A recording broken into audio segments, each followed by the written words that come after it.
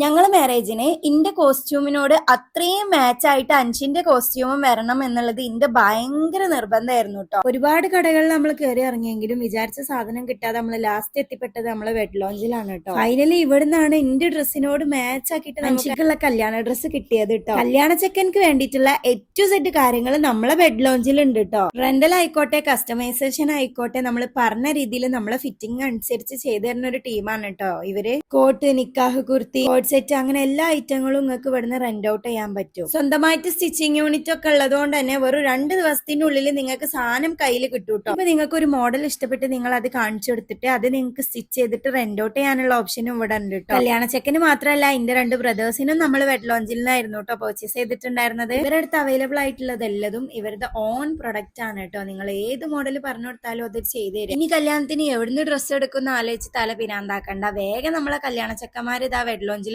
പോന്നോളൂ. Location വരുന്നത് മലപ്പുറം അച്ചിങ്ങലിലാണ്.